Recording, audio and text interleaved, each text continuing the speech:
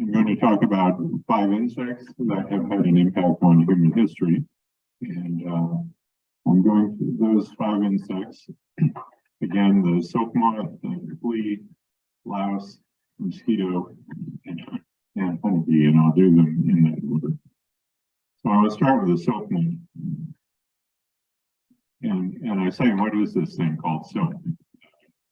Maybe you have a silk jacket, a silk tie, and some piece of silk. Absolutely beautiful fabric, but for all of its beauty, silk is just moth bit. And in fact, those are the first 2 words of our book that we wrote, moth spit. And I don't mean silk is made from moth spit. Silk is moth spit. Silk is, in fact, the saliva that comes from the caterpillar of the silk moth. This is the adult silk moth. It's the caterpillar that produces the silk. And it does so in these salivary glands. It has 1 pair of salivary glands. You each have 3, but their salivary glands are very important to them. If you were to dissect the caterpillar and pull these silk glands out, they would measure about 10 times the length of the caterpillar. So the caterpillar is maybe 2.5 inches in length. You see it in the bottom left there, meaning that the salivary glands would be about 25 inches long. Extremely important to it. Weighs half of its body weight is the salivary glands. And so when the caterpillar is done growing, it is preparing to become an adult and goes through a pupal stage. And before it reaches that stage, it spins this cocoon. So it moves its mouth parts back and forth. It has these 2 things called spinnerets right below the mouth.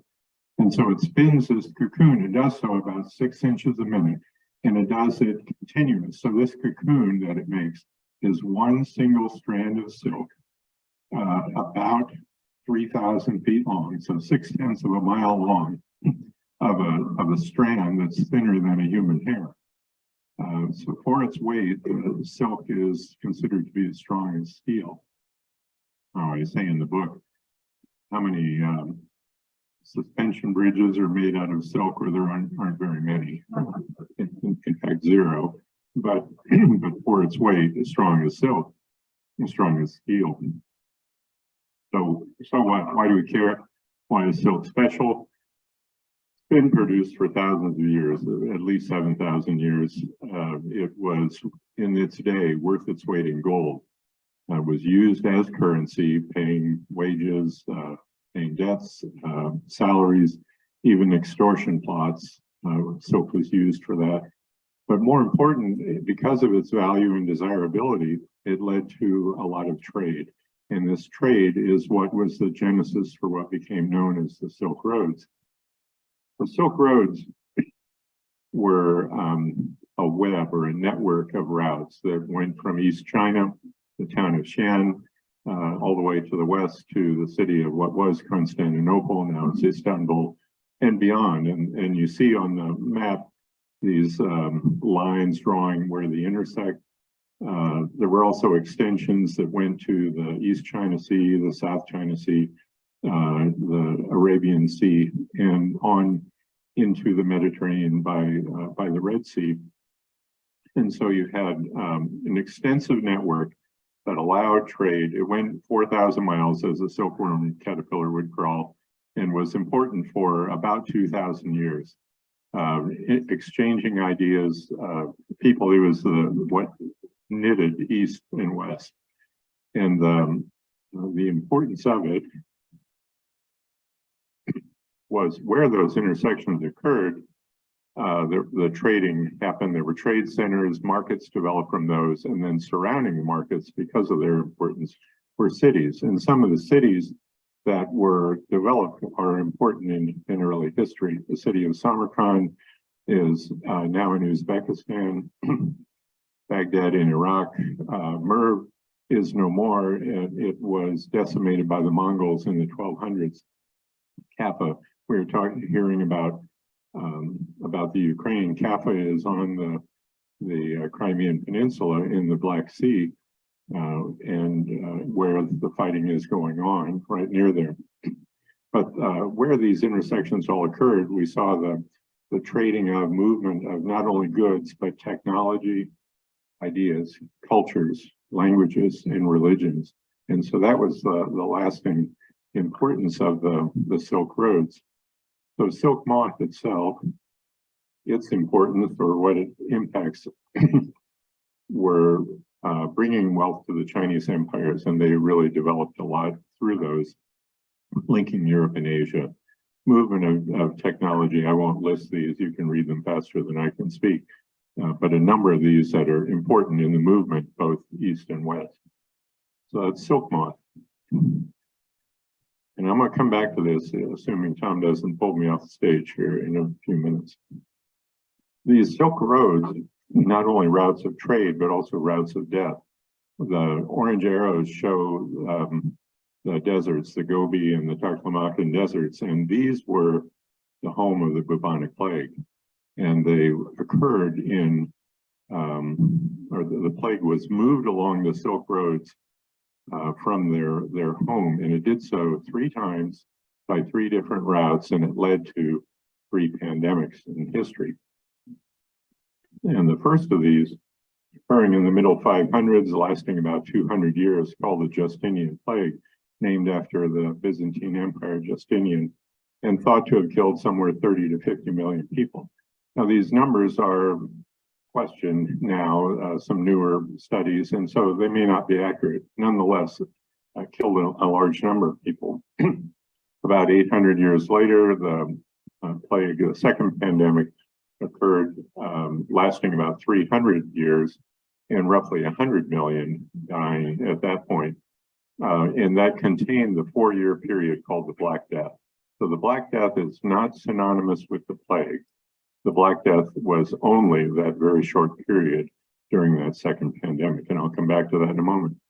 And then the third pandemic happening in the middle 1800s, lasting about 100 years, and about 15 million deaths. And it's this most recent pandemic that gave rise to the story of rats and fleas being the one that started the Black Death.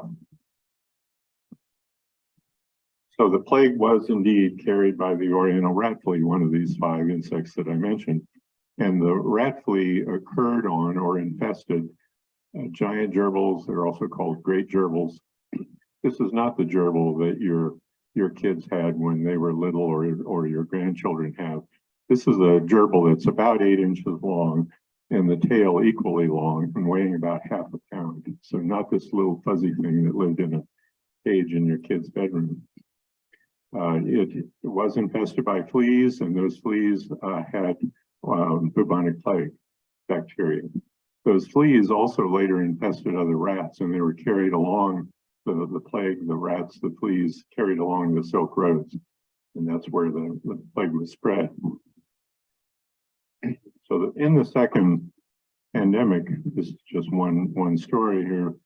That epidemic began in Mongolia and was carried by the Mongols, who were busy decimating everything in their path, trying to take all the riches from any town they could.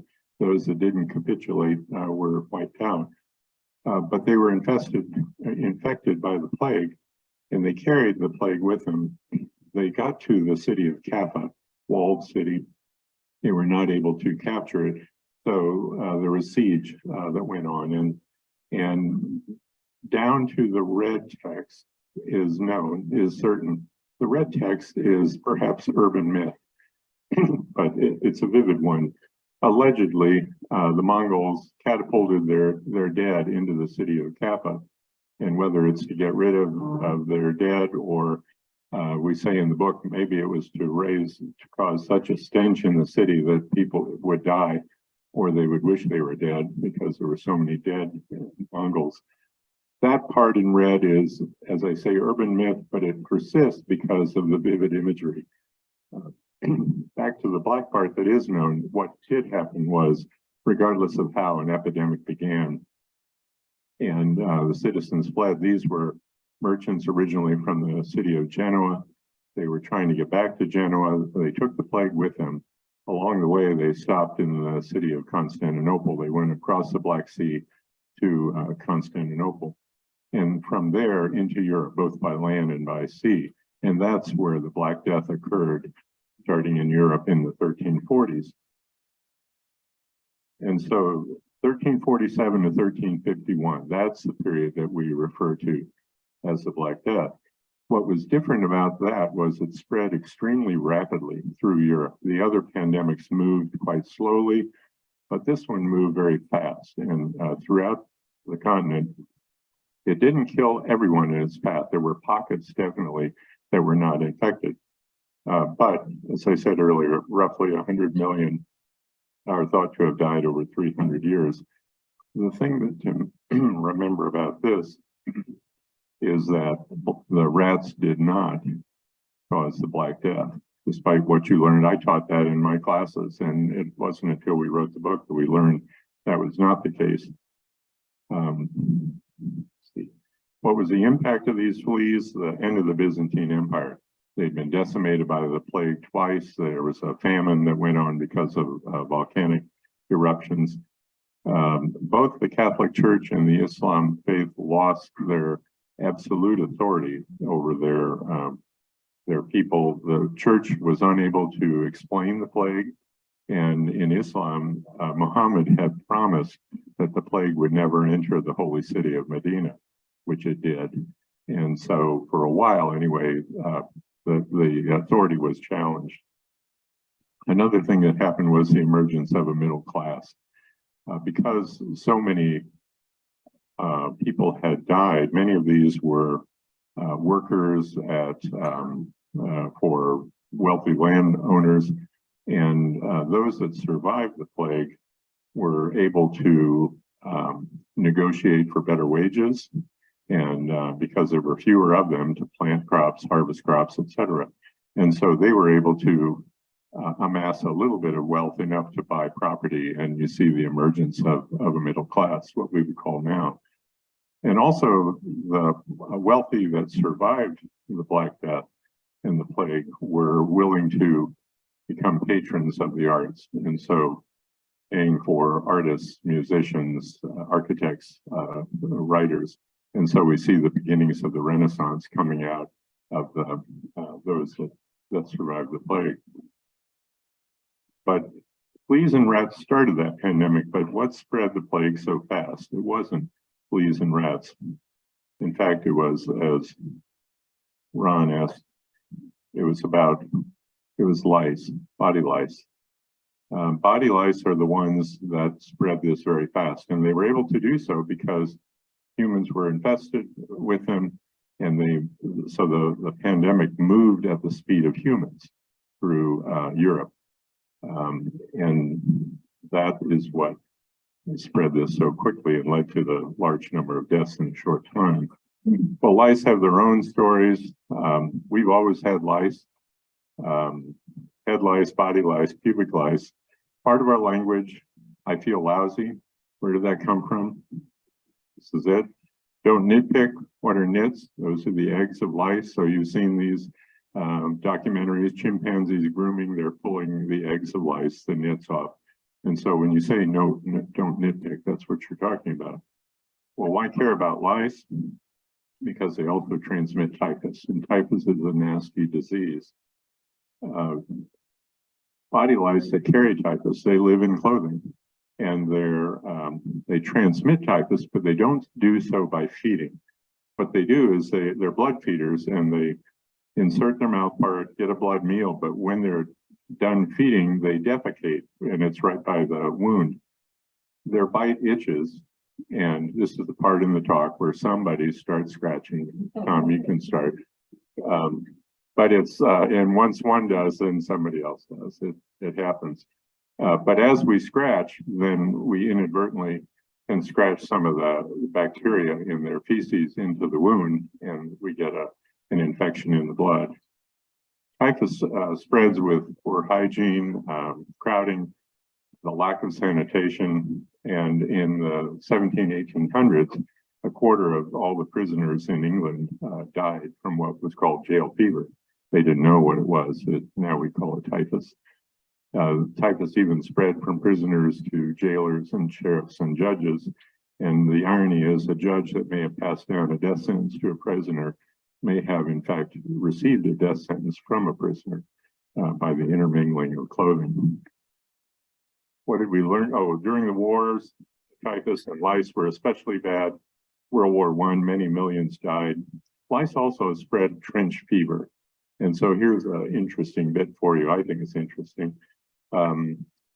Soldiers would get together, and there was, when they were not in the middle of fighting, and where there was a flame, whether it was candle, campfire, something, and they would take off parts of their clothing and hold that clothing over the fire so the flame would kill the lice. They would get in the seams of the clothing.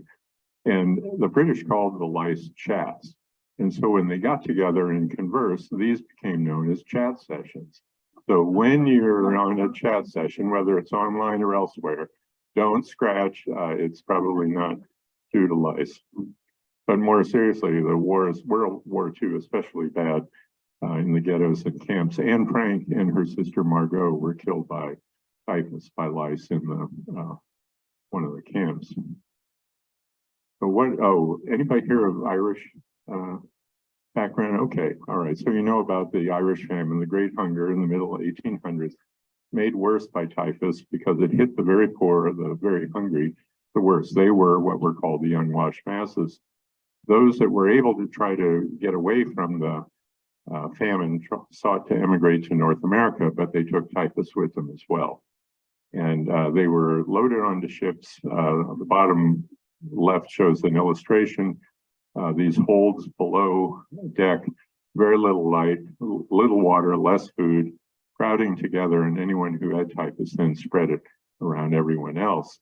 And so these were called coffin ships, and the irony here is those that died were not given coffins, they were simply thrown overboard.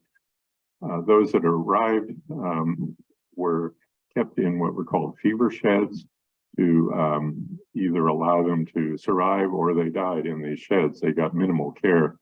And so just in 1 year, some 20,000 died either on the ships or in fever sheds.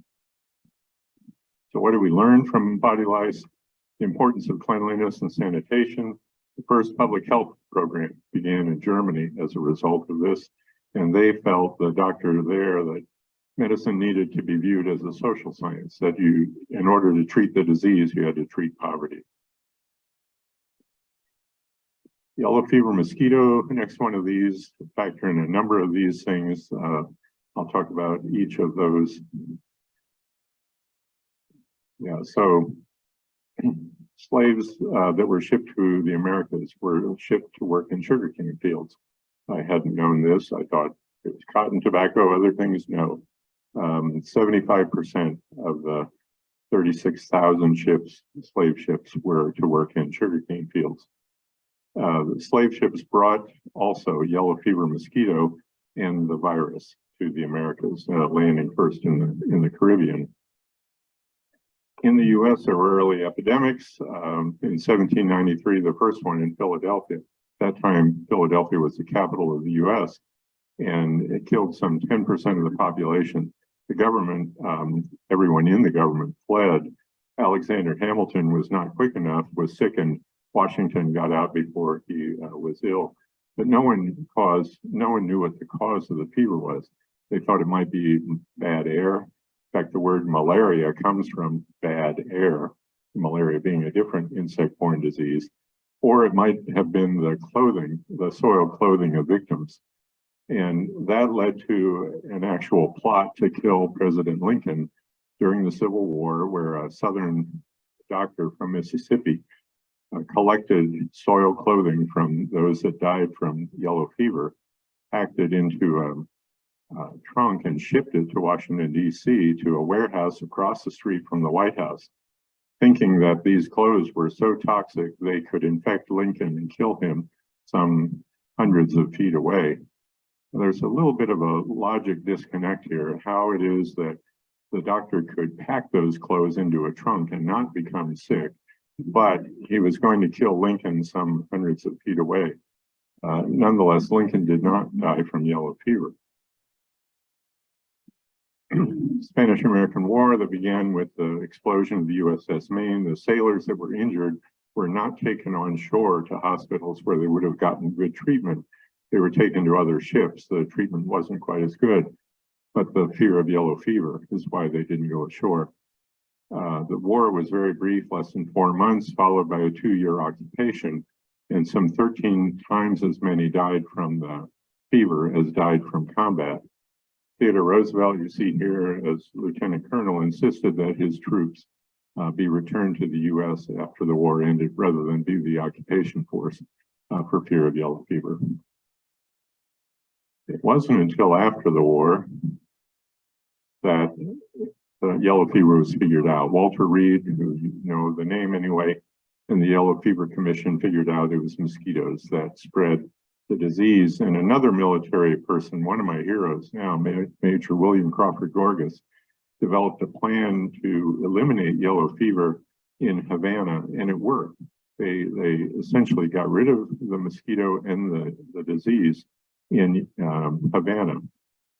And after the war, the U.S. took over building the Panama Canal. The first year the U.S. did this, 1902, they had taken over when the French had abandoned the project. They were losing so many workers to disease that they gave up. The first year, though, a quarter of the workers deserted for fear of yellow fever. And Gorgas then took his plan that had worked in Havana, went to Panama with it, and successfully implemented that, eliminated yellow fever from the canal zone. And so the Panama Canal was completed because they had workers that weren't being sickened. So what was the impact of this disease and the mosquito? Slavery was definitely made worse because of yellow fever and the mosquito, because as the slaves were dying in sugarcane fields, there were more needed to replace them. So it kept perpetuating slavery brought from Africa. Yellow fever affected the wars, but defeating yellow fever allowed the Panama Canal to be completed, which led to the U.S. becoming a global power, because now all of a sudden they had a 2-ocean navy. They could move back and forth. Okay, last of these, honeybee. There are no native honeybees, and those were brought to the Americas in 1622 by colonists. Settlers brought their plants from the old world, and they needed pollinating, so they brought honeybees. Anybody here a beekeeper? Okay, well, bees are kept in large hives. Maybe you've seen them along the roadside, these white boxes.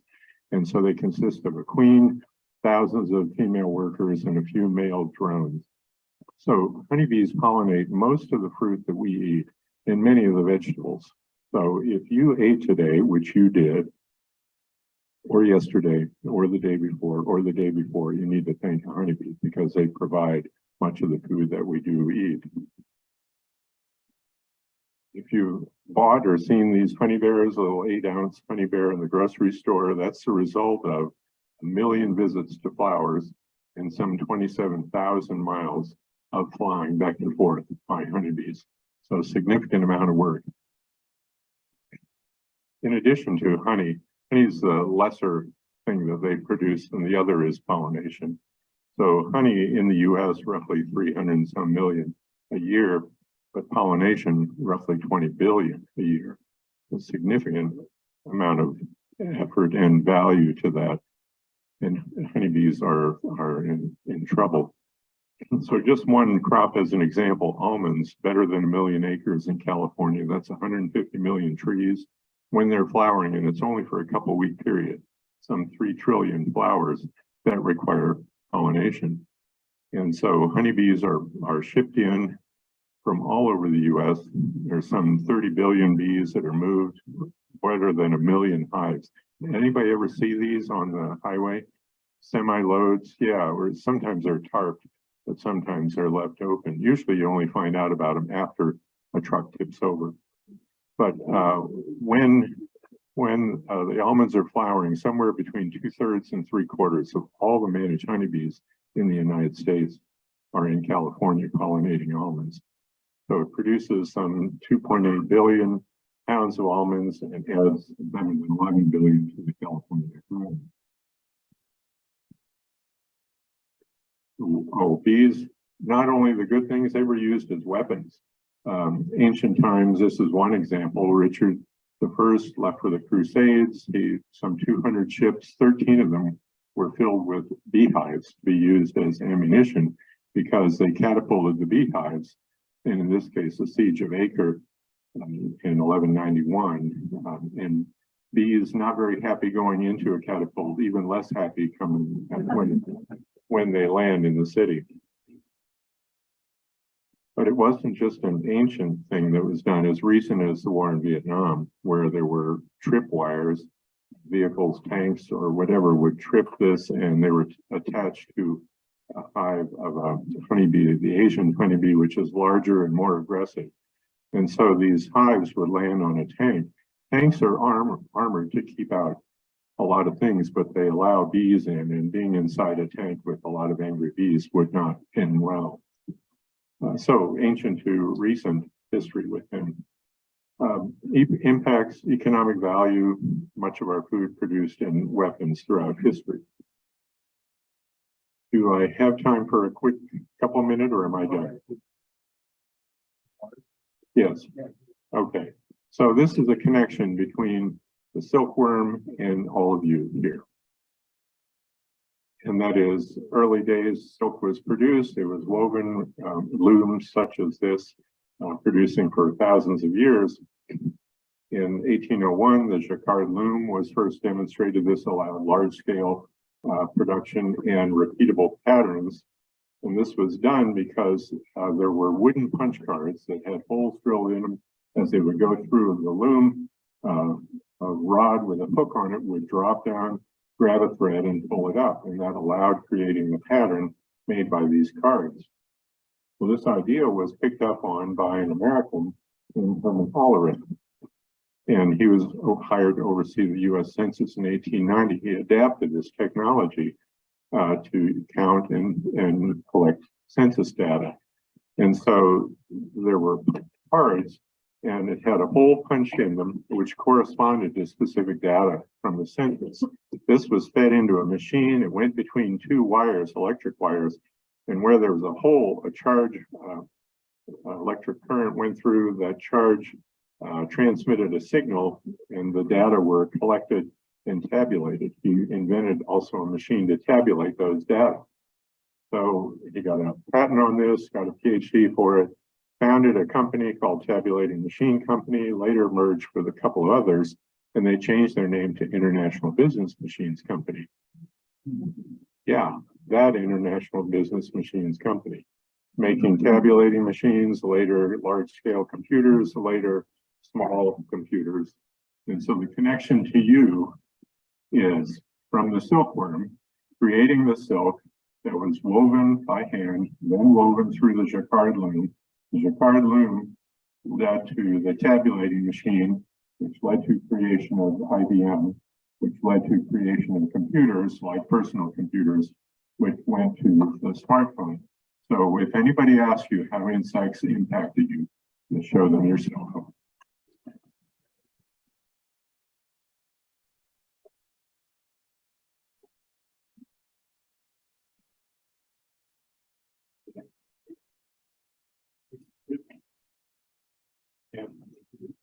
You mentioned the collapse of bee colonies.